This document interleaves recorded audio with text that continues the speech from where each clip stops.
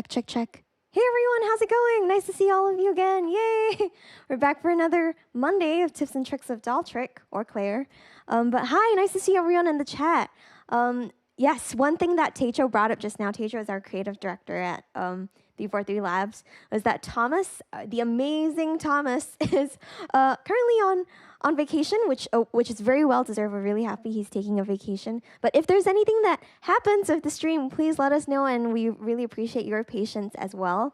Thanks also to everyone else who's tuning in. We got Max, the co-founder of 343 Labs. We've also got a couple of other folks tuning in. I can kind of see, let me just greet everyone from the chat. Hi, Andrew. Hi, Nihal. Hi, Mike. Hi to Paul. Oh my goodness, Paul. Paul is one of our students. He took a course of us on Ableton Live, which is something that we share a lot about at 343 Labs. And that's because we're an Ableton Certified Training Center. We house, I think, 4 Ableton Certified Trainers at this point, which I think, correct me if I'm wrong, Max, but maybe that's like the highest per capita anywhere at any school, maybe internationally. But yeah, we have 4 Ableton Certified Trainers at 343 Labs. We're usually a school that's based in Manhattan. Now we have a lot of stuff that's online because of the entire situation with COVID, of course. But yeah, there's me. I'm an Ableton Certified Trainer. Max is also an Ableton Certified Trainer. And then we've got Josh and Adam. So we have like 4 Ableton Certified Trainers at 343 Labs. That's very abundant, I hope. I think, maybe. But yeah, really happy to be bringing to all of you again another week of 343 TV. We kind of did a little bit of a meeting last week, the 343 stream team, the stream team. And the stream team kind of came to the conclusion that, yeah, we would try to keep going with this. So we really appreciate all of your support and all of y'all tuning in. It really helps and makes us really happy also to share info with all of you and to see all your interactions from the chat. Oh, we got a couple people tuning in from places like Canada. We've got Paul from Ontario and India. Welcome. Welcome also to Dave. Dave was another of our students as well who tuned in. So thanks everyone for your continued support as always. So today's tips and tricks episode, I wanted to maybe do something that was brought up I think it might have been at the tips and tricks that I did 2 weeks ago, I think, where I started from arrangement view. And then someone was, I think, asking me, what are the instances where you would start from arrangement view versus starting from, say, session view in live? So maybe to put everyone on the same boat and just do a quick recap as well. What we're seeing over here is a software program that's called Live, and it's developed by a company called Ableton. So because of this, you'll often hear the software also called Ableton Live in 2 words, but the software is really called Live, and Ableton is the company. That said, Live is a really unique software because you have 2 views in Live that you don't often see in digital audio workstations. So some prominent other softwares are, say, like Pro Tools, Logic. Those are more on a linear timeline, which is actually what we're seeing here. Time here kind of goes from left to right, and this is a view in Live that's called arrangement view. And I like to remember it as A stands for arrangement. A also is the first letter in the word across, so arrangement view goes across. Session view, which is this view of Live, is a little bit different because you have all of these columns instead. So it's a little bit like an Excel sheet. I kind of joke that in a way it is. You're programming an Excel sheet. So like Excel sheet is session view, and arrangement view goes across. But 2 weeks ago, I did a stream also on 343 TV, and we worked in arrangement view to build up ideas instead of in session view. And I think one of the most powerful parts of arrangement view is that, yes, truly it is linear. So you can see things going from start to finish. And another topic that kind of came up in a previous stream, it might have been last week, or even possibly the week earlier. Before that, it was like, how would you actually produce a song? Like if you were, say, a songwriter, how would you produce a song? So I wanted to give a little bit of an example of that today. One of the hats that I wear is that of a songwriter. I do produce my own music too, but I think like fundamentally, a great song must have great songwriting. So there's like that important nuance to it, I think. And maybe for a lot of producers, you might also be curious as to like, okay, how can I turn my production into an actual song? Which is convenient because that's something that we also do teach at 343 Labs. We do have a lot of songwriting courses, and we also do have a summer sale, actually. So I'll speak a bit more about that later, but just so that you know, we do have a big summer sale currently on courses and workshops, and you can head over to 343labs.com to find out more. But that said, I want us to do a little bit of that today. So what you're seeing over here is one of my old vocals from, I think, a song that I wrote maybe 2 or 3 years ago. But what I did was I came up with a vocal line for it, and I also had a very rudimentary type of chord progression. But this is, in a way, a little bit of producing around a written song, but also if you are a songwriter slash producer on your own, what it means to remix or I joke about this, reproduce your song. So what I have over here is a vocal that maybe I'll play back and we can kind of listen to it. And you might also notice that over here in live, what I have put in is a bunch of locators. So locators are a little bit like markers. They're these little flags that you see over here. And I know you can't really see my cursor, but if I were to click on each of these markers, I can move them around, and each of them is labeled in a way that hopefully makes sense to you as much as it makes sense to me. And I'll explain it a little bit, but they're basically all different sections. So for example, over here, I kind of thought, okay, this song might have an intro. Maybe there's also like a first verse, part A and part B, and we've got a pre-chorus, and then maybe some kind of drop and some kind of double drop at the end. So this was the approximate structure that I thought of when I initially wrote the song. But one great part about live, which we'll also dive into later, is the flexibility with time that you don't necessarily get in a lot of other DAWs. You can change time, cut and paste time in a pretty interesting way. And if you don't understand what cutting time or duplicating time means, no worries. We're going to dive right into that in a moment. I'm also just going to quickly pop over to the chat and say, hi, oh cool, a bunch of other people tuned in. Yeah, CHDB Music, thanks for tuning in. We've decided to keep it going for now, so we'll see how things happen. Regine, welcome back also. Yeah, interestingly enough, today the 343 Labs account is not being manned by Thomas. Thomas is on vacation, very well deserved, but we're pushing through, so we're going to try our best to keep going with this. But maybe we'll start off by playing this vocal back, and maybe I'll play it until just the first drop idea that I had, which could end up being a chorus, or maybe the pre-chorus will end up being a chorus. We'll see. Let's take a listen to this vocal. Time fades the light to gray. The sun starts to fall away. You've made your mind create another life. I'm wide awake again. You know half the reasons why. Don't wanna breathe you in another night. Take my hand for the very last time and leave me, baby. Take my word for the better word done. Believe in, baby. Take my hand for the very last time and leave me, baby.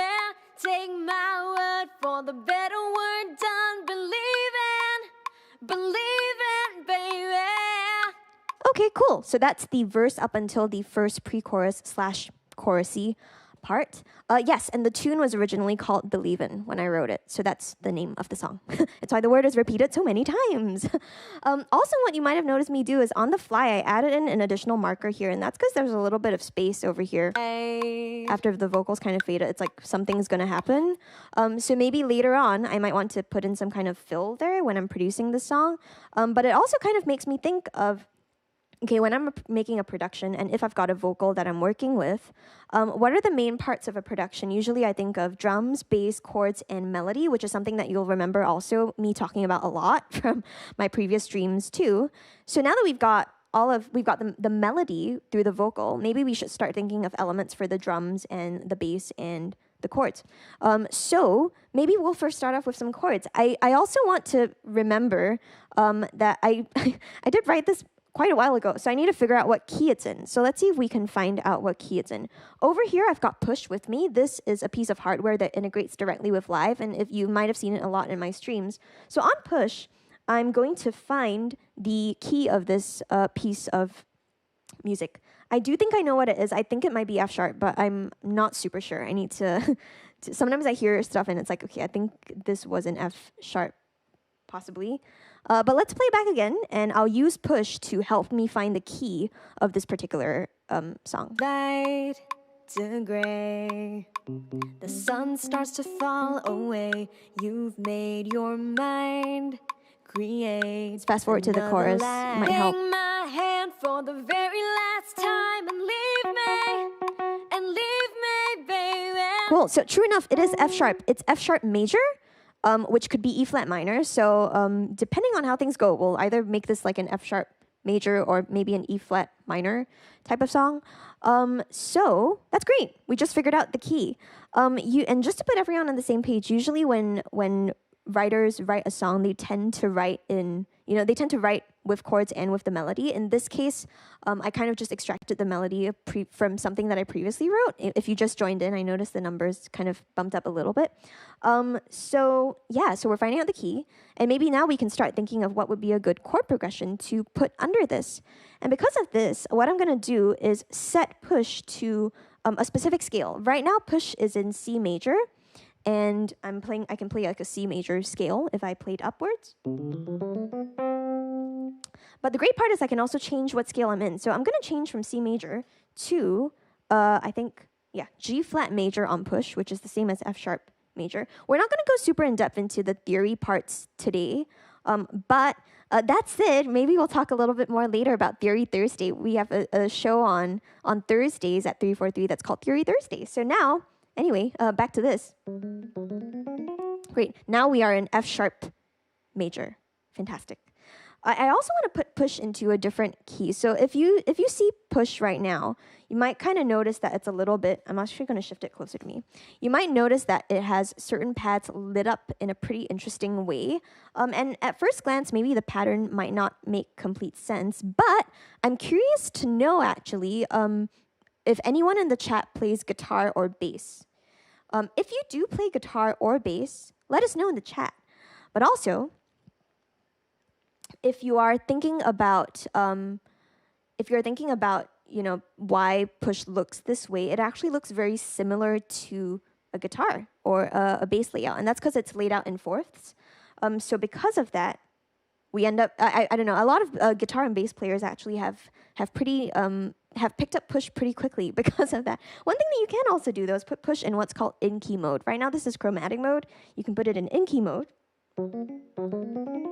And now every single pad that you play, you can also do that for some interesting stuff, is every single pad that you play is going to be in the key of F sharp major because that's what the key that we're currently in. And I'm also going to, let me see if I can pop back over here. Oop. All these windows, goodness. Oh, TWD, welcome. Welcome. Max, yes, it does. Totally, Max. Yes, it is D sharp major. G flat minor is then E flat minor. Very, very tricky with the keys. Ooh, TWD. When using that staggered layout in push, what is the positioning change to move to relative minor? Oh, that's a great question, TWD. So I'm gonna go back into chromatic mode, which is this mode. So you want to remember that whenever you have a relative minor of something, it's going to be this is without going too in depth, everyone. So if you don't understand this part, it's totally cool because this isn't necessarily tips and theory. It's tips and tricks. But just to directly answer TWD's question, usually when you're thinking of a minor key, it's a minor third below its relative major. So in this case, this is F sharp. If I went a minor third down, that's going to be, this over here is going to be the start of D sharp minor. So then I could go upward and play that way. I should also note that I've been playing push for a long time. So it's not as if like people often, this is me going on a mini doll trick rant, but people always kind of say, oh, that looks so easy. Like, and then they take it up and it's like, oh no, it's so hard. I can't do this. And like, I can't emphasize the power of practicing enough. I think at this point I've spent like so many hours on push that for me, it's like, okay, I definitely know that that's the major. So if I ever wanted to start in a minor, there it is. Like, I just kind of know it. But that's it. If you are in key mode and everything is in the key, when you've collapsed all of these notes together, you just move a third down. You don't really have to think about minor or major third, but you get your minor key. So I hope that answers your question, TWD. I know it's not super in depth, but this is or as far as we can go while still doing the stuff that we need to do today. So back to live. Gonna hit back over into live. Now what I like to do is for this particular section, which is the quote unquote pre-chorus, maybe I like to loop it and maybe think of potential chord progressions that I could put underneath this. So I just selected the time over here in this particular section, and I pressed Command L or Control L. Command L if you're on a Mac, Control L if you're on a PC, and that's going to loop that particular section that you've selected. So now my vocal is looping. I'm going to make it a little softer as well. I've also got my metronome going, which is that 1, 2, 3, 4, because that gives us the tempo of the song that we're playing. Cool. So what I'm going to do is leave this looping. I am going to make the vocal a little bit louder though, but what I'm going to do in this next part is find a couple of different ways of putting chords under this. So we're going to keep it looping, and we're going to experiment with a couple of different chords. The cool part about using push is that once you've figured out which mode you prefer, there are certain shapes that will always give you certain sounds. So for example, if I make a triangle shape with my hand, and if I put it anywhere on push, it's going to give me a triad that's in the key of F sharp major, which is a really neat part about push. If I want to put in sevenths, I can do a bit of a triangle with an X. And wherever I put this shape on push, it's going to give me that same sound. And this is something that's called an isometric layout, which is something that a few instruments have. Guitar and bass have it too, so that's why you kind of have shapes on these instruments. Another controller that has it is the Linstrument. And the Launchpad also has an isometric layout. So those are just examples of other controllers if you're specifically asking about controllers. So here we go. Let's see if we can play a couple of chords to this.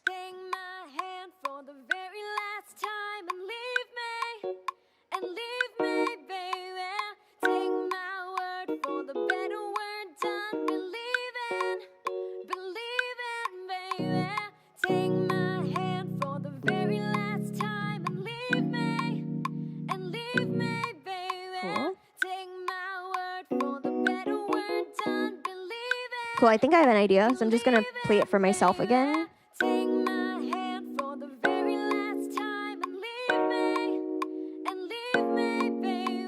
Very cool. So what I'm going to do right now is loop this, continue looping this.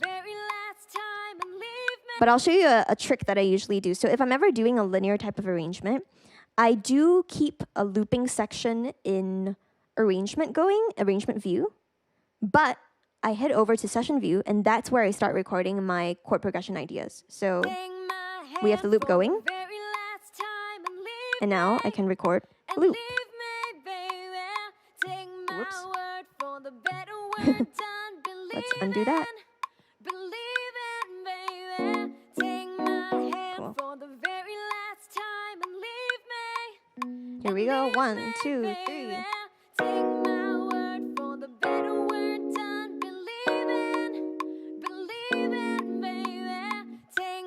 Cool.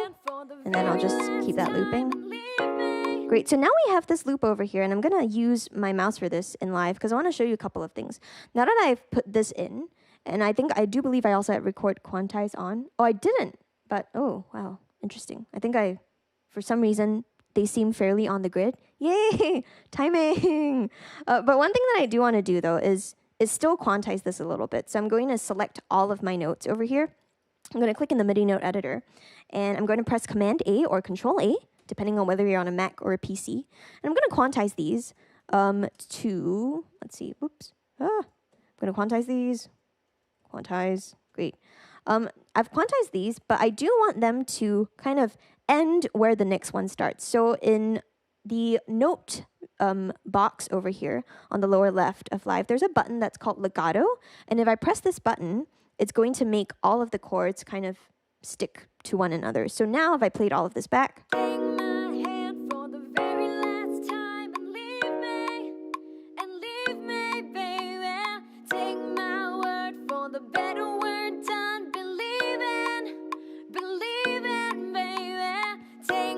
And now I can turn off the metronome.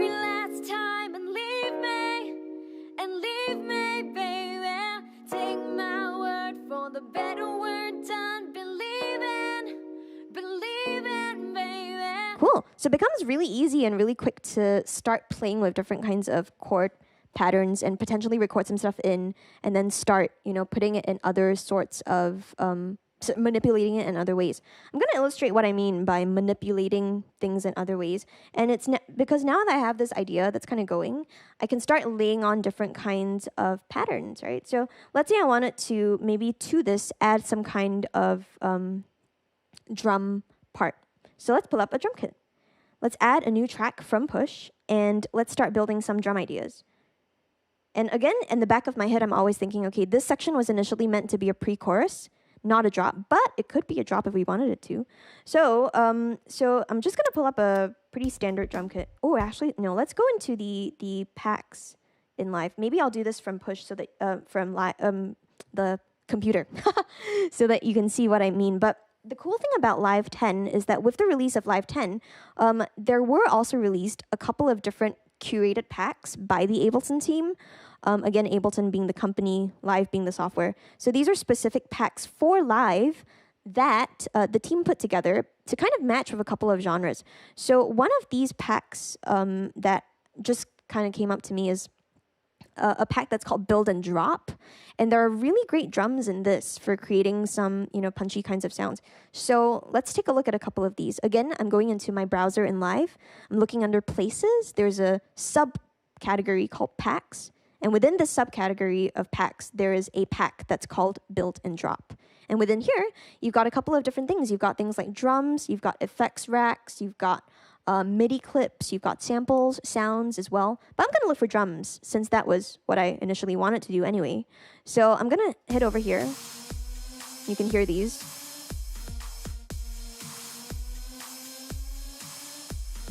And all of these that we're hearing are called previews in Live, so you can kind of preview drums before you even decide to use them, which is pretty neat. That's cool.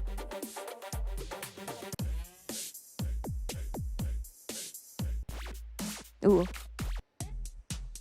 And as you can see, some of these are interesting, others are a bit less interesting.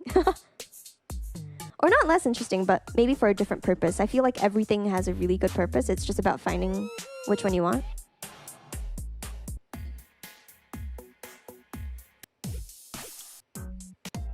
You could do this all day, obviously, but I think what I did like was the big room kit from up here. So I'm going to use this one, and I'm going to instantiate it by clicking and dragging it over into my session view empty space. And it's going to pop up on a new track. Great. Oh, and conveniently, it's colored brown. If you've watched my previous streams, you'll know why I'm so happy. It's because I usually associate different colors with different sounds. Usually for drums, I always think of it as like being a brown or a red. And it's not really synesthesia. Maybe it is. I don't know. Like when I think of vocals, I usually think of them as green or pink. It depends on the type of vocal, maybe. That's a weird kind of thing to say. I'm also going to rename my chords, track chords now, just to make sure that I'm keeping as organized as possible. But in my drums track, what I can do now is, I'm also noticing that Push isn't doing what it's meant to do, but that's no problem. Let me just make sure it's all set up. Cool, there we go. So now I can start working on maybe different kinds of drum patterns that I want to put in. So let's take a listen to the different kinds of drums that we have though. I'm going to put on accent on Push and play through the different sounds in this kit. Ooh. Okay. There was like a loop that's built into that. That's very cool. Cool, we got a crash. Oh my goodness. This is like an entire track on its own, which is pretty impressive. Cool, we got two kicks, two different kinds of kicks. This one with a little bit less low end, and this one with like a lot of low end. Cool, so I'm thinking that we'll start with this. Let's just start with this. Take my hand for the very last time and leave me, baby. Take my word for the better word done. Believing, baby. Take my hand for the very last time and leave me, baby. Take my word for the better word done. Believing, baby. Take my just kind of like start layering different kinds of sounds on. But I'm also going to head back over into the chat. I realized I haven't done that for a little bit, so I'm going to head back over. And at this stage, I usually try to check in and yeah, TAETRO, hashtag dolltr rant. I think that will be a new hashtag.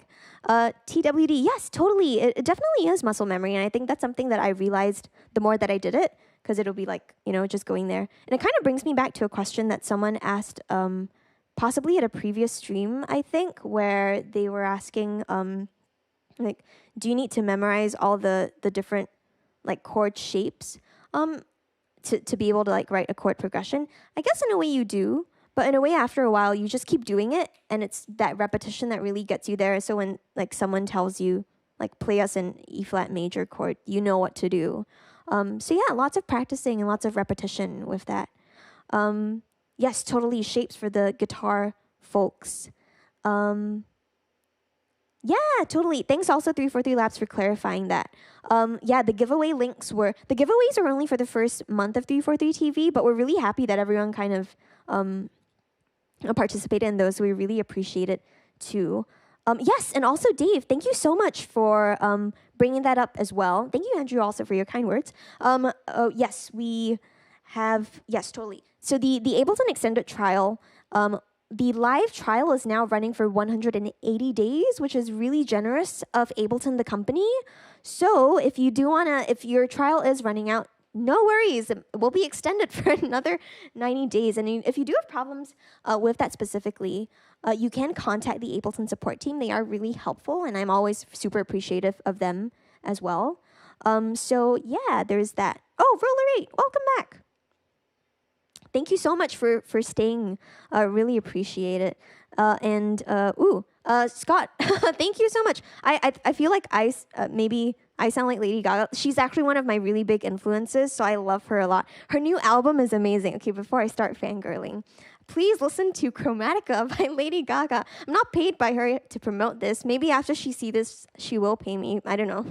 I love her. I remember seeing her for the first time with my parents all the way back, like when I was, I think, maybe in middle school. I was a big fan of her music even then. And I went to her show and I cried. I was like so moved. And my parents were like, what is happening?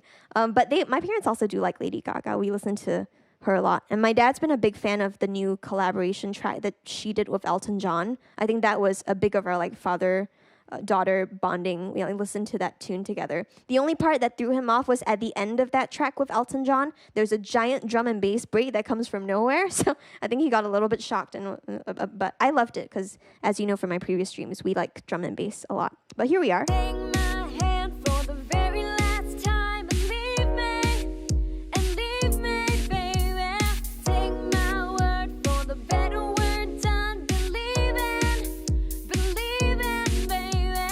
Take my hand for the very last time and leave. So what you might have just noticed me do also is I quickly added in, an offbeat hi-hat, which is a very important part of a lot of dance music type things. But not wanting to add in too much though here, because we still want to focus a little bit on the other parts. What I am thinking about though is that for the chords, sure, a piano sound does sound kind of nice, but it might be nice to have a little bit of something else. Maybe something that is a bit more idiosyncratic of this particular genre that I feel we're going in. I'm feeling a little bit more like, quote unquote, I don't like using this term, EDM style. Oh. it's just because there's so many different kinds of it, but EDM style sound. So we're going to duplicate this particular track in live. And now if you're looking at my session view in live, you'll see that I have 2 chords tracks. But on the second chords track, let's see if we can play around with it a little bit more. So I'm going to play the sounds that we have on it. I'm also going to make it a little softer so that you can hear me over it. But what I like to do is, in this particular case, I'd like to, first of all, swap it out for a different instrument. And second of all, do a little bit of rhythmic treatment via sidechain compression. So again, I'm telling you all of this because it's a little bit of what to expect, and also helps me remember too. So let's swap out the instrument first, maybe for some kind of pad or some kind of really big synth. So I'm going to click Browse on Push over here, make it a little softer still.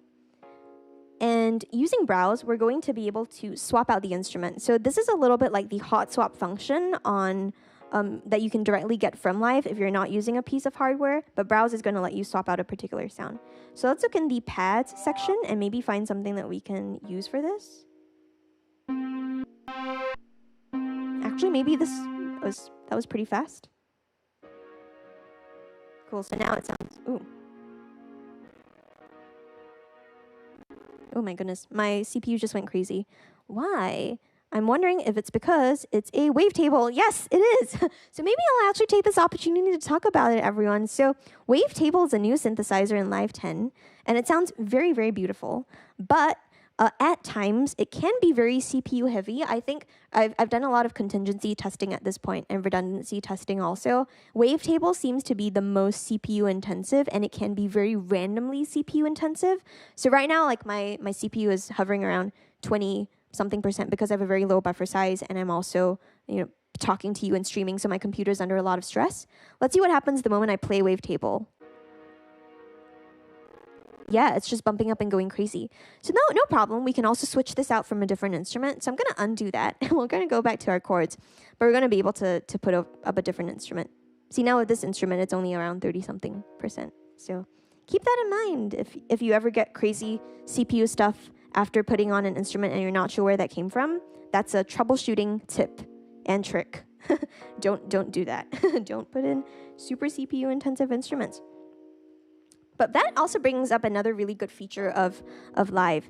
You don't only have to search by sounds, you can also search by particular instruments in Live. So in this case, I'm going to search by instrument and maybe pull up a type of pad that's created in Operator. Operator is an FM synth in Live, and it's a little bit less CPU heavy than Wavetable, which is great. So let's look for a pad in Operator.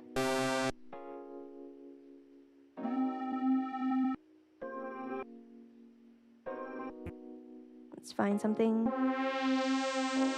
that's actually pretty cool. So I'm gonna give that a shot. On second thought, it's a bit too detuned, so I'm gonna.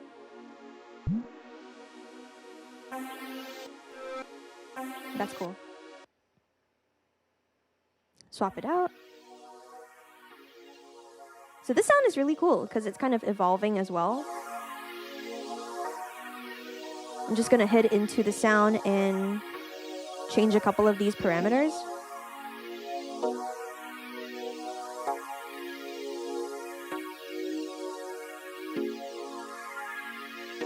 Cool stuff. So now we got a little bit of a different sound from our pad, but I think to kind of get that quintessential electronic music genre that we're going for, that I'm not going to say the name of sound, we could add a little bit of sidechaining. So sidechaining is a type of compression, everyone, and without going too in depth and getting too nerdy, because I could talk about it for forever.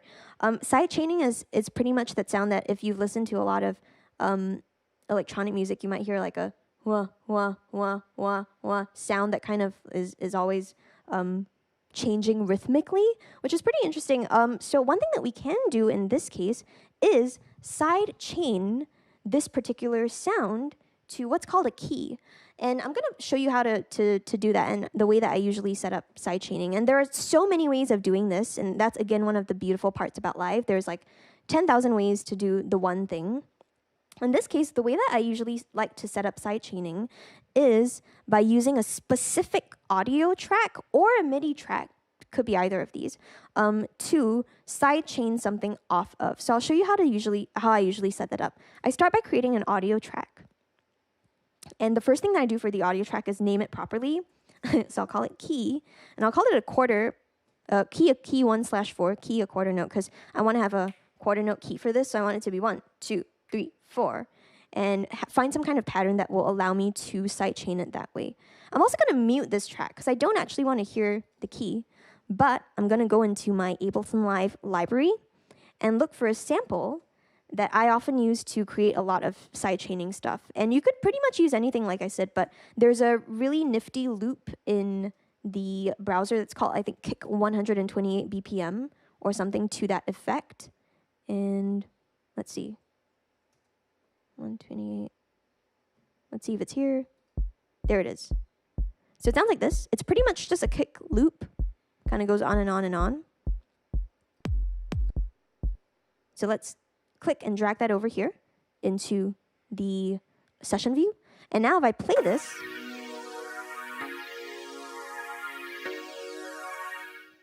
you'll notice that, yes, you can see the kick being there, that sound. You can't hear it because I've muted the track, but this is still active. So now, from on the pad track, we can continue to do our side chaining. So let's leave this going. And instead of adding a track, I want to add a device to the track. So devices in Live are anything that is an instrument, an audio effect, or a MIDI effect. You can also have racks of devices, and they can be instrument racks or audio effect racks or MIDI effect racks. So kind of subsets of all of those. But I'm looking for a specific audio effect that's called the compressor. So let's find compressor. Compressor. And let's load it up. So what a compressor usually does is it takes a signal and it makes softer parts louder and louder parts softer. So because of this, its name, true enough to its name, you get a compressed type of signal. So imagine taking this amount of signal and just like squeezing it that way. That's what a compressor does. It is also really good at compressing based on the received signal from something else. So that's exactly what sidechaining is. You're taking the signal from something else and you're saying, okay, look at this piece of audio or look at this shape of the audio and affect a certain sound based on that. Compress the sound based on the audio. So we're going to do this directly from Push. We can go into the compressor and activate side chaining. So I can take the input now from my key. Great. Cool. So here's what the chords sound like now. I'm going to make them a little bit louder, but I'm going to start side chaining this.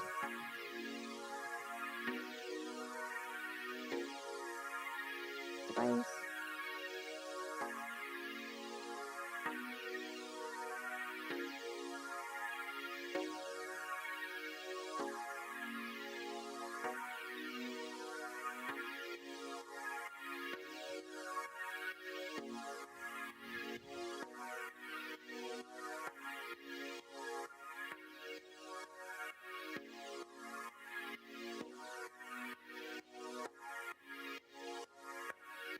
So now maybe this sounds a little bit more fitting of the genre. So let's play everything back together. Oops. And everything's stopping at different times because not starting at the right place, but that's okay. No problem. I also want to make sure that my vocal track is back here. Cool. So. Take my hand for the very last time and leave me, baby. Take my word for the better word done, believing, baby. So very quick example. But now we've got a little bit of the drums and we've got a little bit of the chords. We are missing though some bass, and that's really where a lot of it kind of not falls apart. I was going to say where everything falls apart. Well, it doesn't really fall apart, but it's where it could be made better. So one really quick way of doing this that I like is to use a technique that I call extraction. And that's basically after you have the chords, pretty much every other bass or harmonic and even possibly melodic part can be extracted from the chord progression that you have. So let's make a copy of the chords. Let's duplicate this track. And duplicate's going to be Command D if you're on a Mac or Control D if you're on a PC. But now I have two copies of this, right? I've also got this other second side chained part of the chords, and I actually do want to keep that because maybe I also want my bass to be side chained. What I will do though is instead of having each of these chords be chords, that means having more than one note at a time, I'm going to delete every single note except the lowest note of each chord. That's because just now when I recorded these chords in and I was listening to the vocal and playing along with them, all of these notes were starting with the root of the chord. So let's grab all of these extra parts and get rid of them, all of the other chord tones and tensions. So now if I'm just listening to this particular chords track,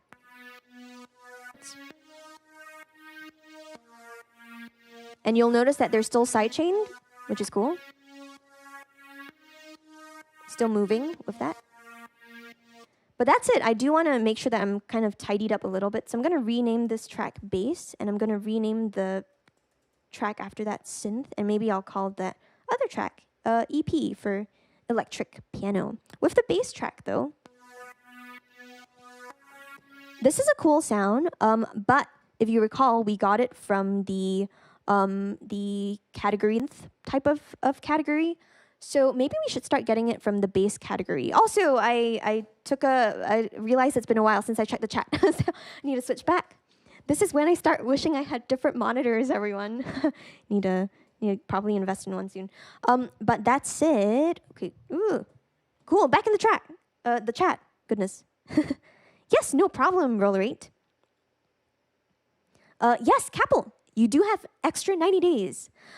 Regine, I just explained it, so I do hope that answers your question as well.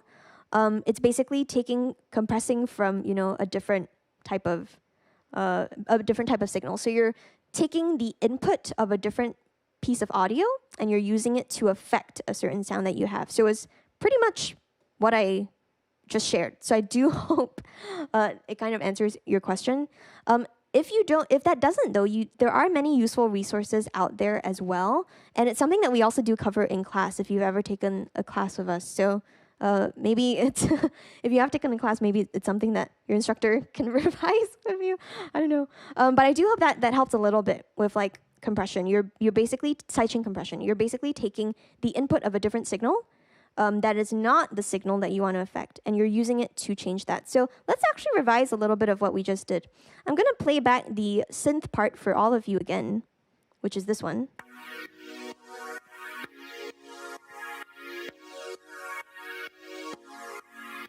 And I'm going to let it continue playing, but I'm going to spend some time toggling between having the sidechain compression on and off. So again, compression, remember the basics of compression is just that we're making a signal and we're kind of, reducing its overall dynamic range. So we're making certain parts softer and we're making the softer parts louder. So making louder parts softer parts louder. And in this case, the compression is affecting the overall perceived volume that we're hearing. So here is before sidechain compression.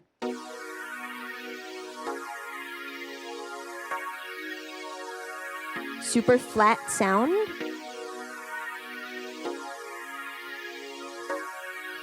And here's after. Here we go.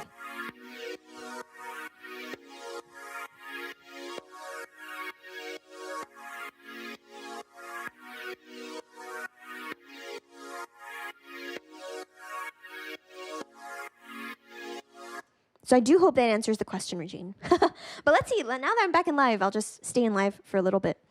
Let's head back over into our bass sound and let's find another bass sound that we can swap out for it. So let's head over to Browse.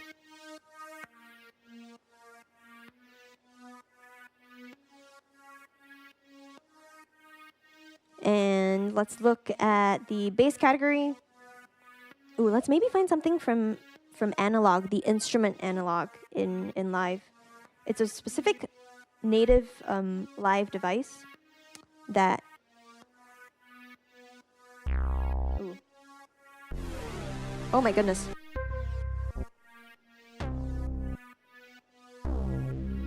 That could be neat. Let's try that. Oh my goodness. Did I accidentally swap something else out? I totally did. I swapped out a different sound accidentally. No problem. We just want to make sure the right track is selected, and let's do that again. I remember what that sound was, though. So let's browse for a different sound.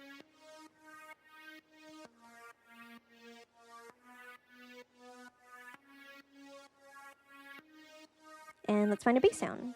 I think it was called analog bass from analog, so a useful category. Let's find bass. There we go. Let's try that. Here we go. Cool. So now we have a different bass sound, but kind of in the similar sound world as the other sound, actually. So this might be pretty interesting to consider. We've got this going. That said, basses are usually in a fairly low octave. So there's a couple of ways that we'd be to, directly go into the MIDI clip itself and change the octave of everything. we could also use a MIDI effect that's called pitch. So let's see if we can do that instead. I'm gonna show you a couple of cool MIDI effects that I usually like to use to speed up a lot of the work stuff. But in this case, we want to drop this bass down by maybe 1 or 2 octaves. So let's play with that. Let's click Add Device on Push. And I'm going to add a MIDI effect that's called Pitch. What Pitch is going to let me do is drop down the bass notes. So here we go.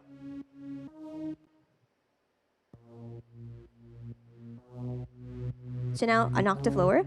And you know what? Maybe we even want to drop that an octave further down. So I'm going to lower this even more.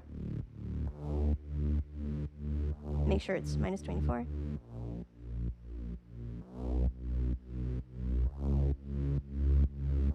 So there we go. Track.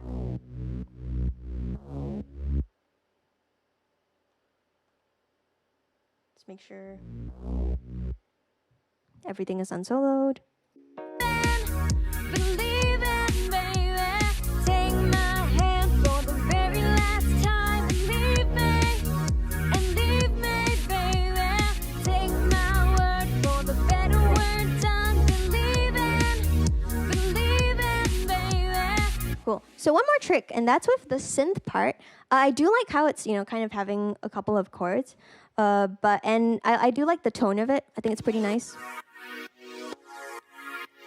It might be nice if, though, we could have a little bit of maybe more bottom end for this, which might have to do with changing the inversion. And you'll know what an inversion is if you've been tuning into Max's streams on Theory Thursday. But it's basically like a different order of the notes from bottom to top. So we could change the inversion, but we could also use a MIDI effect that I like to use that's called chord. And what chord does is it creates a set of chords underneath any MIDI notes that you have. So one thing that I like to do with chords sometimes is put on the chord MIDI device and have it put in a chord that's an octave lower. So let's add another device to this. Not the bass track, but this track. Great. It's the synth track. Let's add a device that's called chord. So here's chord. And let's just put on the default. And let's take a listen and see what happens when I start playing with these different things. You might also see in live at the bottom left, there's like something that says shift. So as I play this back and as I twist these knobs on push, you might notice what's happening.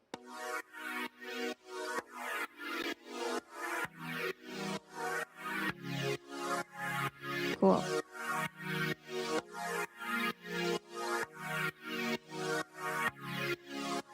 So I've created a shift so that my original pitches are still there, but I have an entire different set of chords below. So even though I'm only playing 4 notes at a time in this particular MIDI clip, theoretically I'm actually playing 8 because I have the entire set of those chords replicated at a lower octave.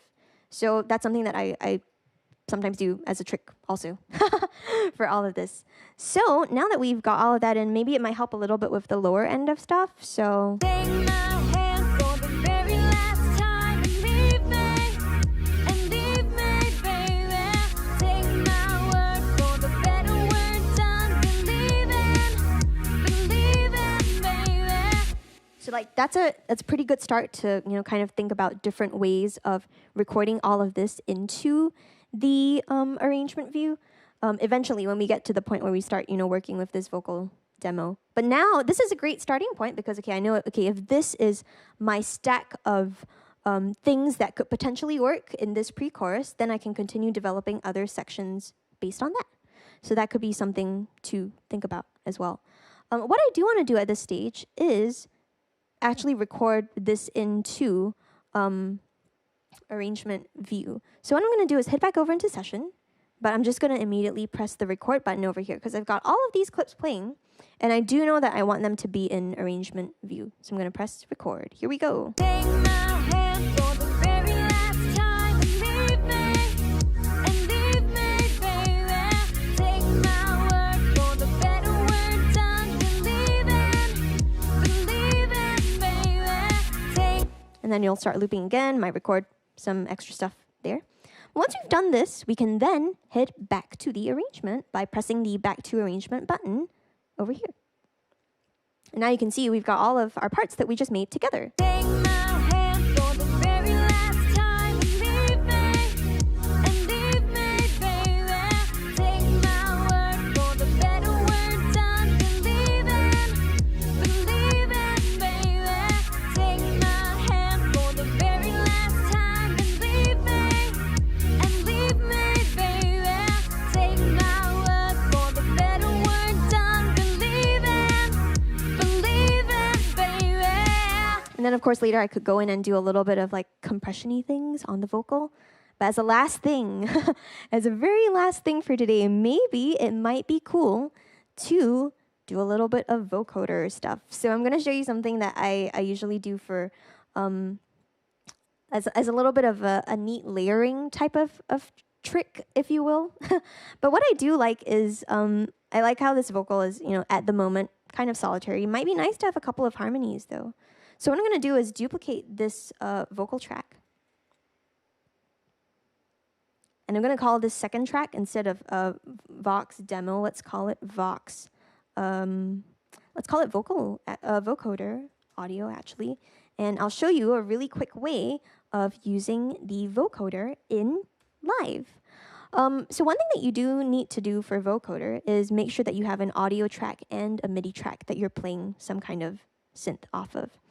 Why? This is because a vocoder usually, I even have a tutorial where I go super in depth into this, so you can totally check it out also. If you look up dolltr vocoder, you can see me do this as well, but I'd like to show you now very quickly. In the audio effects category in Live, there is a device that's called vocoder.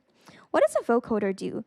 Similar to how, side chaining involves 2 tracks, vocoders also do involve 2 tracks. You need to be taking the MIDI input from somewhere in some kind of MIDI patch in order to affect the way this vocoder sounds. So let's solo this vocoder for a second with loop on again in Live. And I'm going to play back for you what it sounds like now. So be careful of your ears.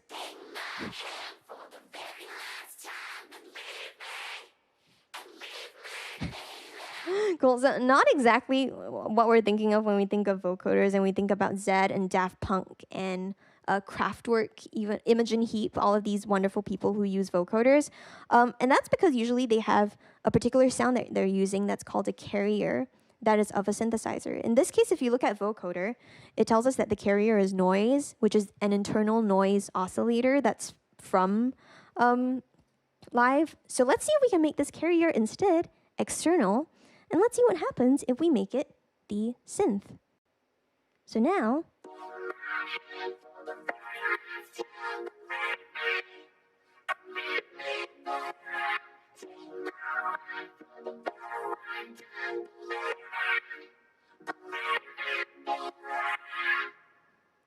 we have some kind of vocoder stuff. What you can also do in vocoder is actually shape the way you want your vocal things to sound. So you notice that over here I drew a little bit of a curve, and that is going to change the way our vocoder sounds a bit.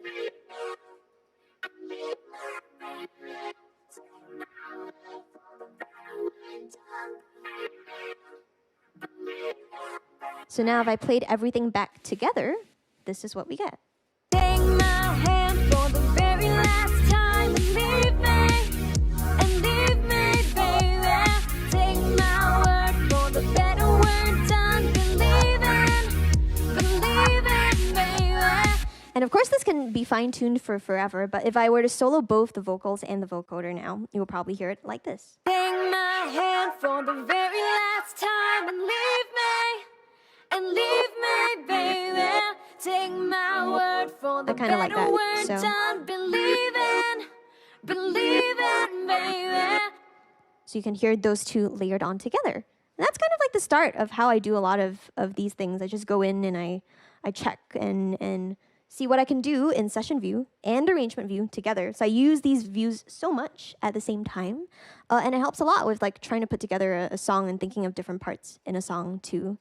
And yeah, you can see we only had a couple of tracks over here, but it's really starting to sound as if maybe this could be a cool production idea to run with.